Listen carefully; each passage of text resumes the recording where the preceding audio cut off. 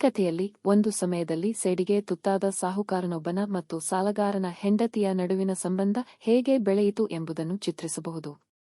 ಒಂದು ಹಳ್ಳಿಯಲ್ಲಿ ಸಾಹುಕಾರನೊಬ್ಬ ತನ್ನ ಸಂಪತ್ತು ಮತ್ತು ಅಧಿಕಾರವನ್ನು ಬಳಸಿಕೊಂಡು ಬೋನಿಯ ಸರಬರಾಜುಗಳನ್ನು ಎತ್ತಿದನು. ಆದರೆ ಅವನು ಒಂದು ದಿನ ತನ್ನ ಸಹಾಯವಿರುವ ಸಾಲಗಾರನಿಗೆ ಹಣ ನೀಡಿದನು, ಸಹಾಯವಾಗಿ ಆತನ ಕುಟುಂಬದ ಭವಿಷ್ಯವನ್ನು ಭದ್ರಪಡಿಸಲು. ಹೀಗೆ ಸಾಲಗಾರನು ಸಾಲವನ್ನು ಸಮಯದಲ್ಲಿ ಹಿಂತಿರುಗಿಸಲು ಸಾಧ್ಯವಾಗಲಿಲ್ಲ. ಇದು ಹೊತ್ತಿದ್ದ ಹಾಳುಗಳಲ್ಲಿ ಸಾಹುಕಾರನು ಆ ಸಾಲಗಾರನ ಹೆಂಡತಿಗೆ ಪ್ರೀತಿ ಸಿಗುವಂತೆ, ಆದರೂ ಅದು ವಾಸ್ತವದಲ್ಲಿ ಅನ್ಯಾಯವನ್ನು ಪ್ರತಿಬಿಂಬಿಸುತ್ತದೆ. ಆ ಹೆಂಡತಿ ತನ್ನ ಹೃದಯವನ್ನು ಸೋದರರ ಸಂಕಷ್ಟದಿಂದ ಹೊರತಾಗಿ ಅವನ ಪ್ರೀತಿಗೆ ಹಾರೈಸಿದಳು. ಇಡೀ ಹಳ್ಳಿ ಹಾಗೂ ಅವಳ ಕುಟುಂಬದೊಂದಿಗೆ ಈ ಕತೆ ಭೂತಕಾಲದಲ್ಲಿ ಮಾನವ ಸಂಬಂಧಗಳ ಕಲಹವನ್ನು ವಿವರಿಸುತ್ತದೆ. ಆಗ ಇದು ಮುಂದುವರಿದಂತೆ ಸಾಲಗಾರನ ಹೆಂಡತಿಯ ಪ್ರೀತಿ ಮತ್ತು ಸೂಕ್ಷ್ಮ ಸಂಬಂಧ ಸಹಜವಾಗಿ ಜೊತೆಗುಮ್ಮಲು ಕಂಡಿತು.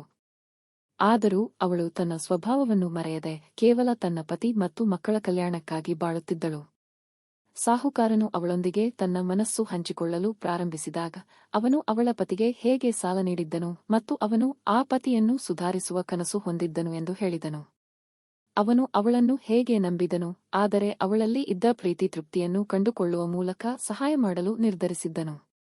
ಇದು ನಿಜಕ್ಕೂ ಅಸಹಜವಾಗಿ ಹರಿದುಹೋಗುವ ಪ್ರೀತಿ ಎನ್ನುವ ವ್ಯಾಖ್ಯಾನಕ್ಕೆ ತಲುಪಿತು.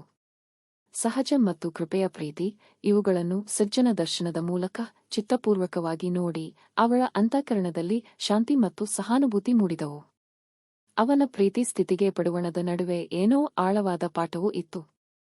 ಅವನು ಅವಳಿಗೆ ತಮ್ಮ ವೈಯಕ್ತಿಕ ಸಂಬಂಧವನ್ನು ಕೆಟ್ಟ ದಿಕ್ಕು ತಲುಪಿಸುವ ಬದಲು ಒಂದು ಗಂಭೀರ ಮತ್ತು ದಯಾನ್ವಿತ ಸಂಬಂಧವನ್ನು ನೀಡಲು ಎಚ್ಚರಿಕೆ ವಹಿಸಿದನು. ಆ ಹೆಂಡತಿ ತಾನು ತನ್ನ ಸಂಬಂಧವನ್ನು ನಿಷ್ಠೆಯಲ್ಲಿಯೂ ಪ್ರೀತಿಯಂತೆ ರೂಪಿಸಿಕೊಂಡಿದ್ದಾಳೆ ಎಂಬುದನ್ನು ಅರಿತು, ಸಹಜವಾಗಿ ಸಾಹುಕಾರನ ಪ್ರೀತಿಯ ಪ್ರತಿಫಲನವಾಗಿ ಅವನು ತನ್ನ ಪತಿಗೆ ನೀಡಿದ ಸಾಲವನ್ನು ಹೊತ್ತಿರುವುದು ಬೇಲಿ ಕೆಡಿಸಿ ಬೆಸುಗೆಗಳನ್ನು ಹೋಗಲಾಡಿಸಿದ ಕಾರಣವೇನೆಂದರೆ ಅವಳು ಮೊದಲೇ ಪ್ರೀತಿಯ ಸ್ಫೂರ್ತಿಯ ಹಾರೆಯನ್ನು ಧರಿಸಿತ್ತು.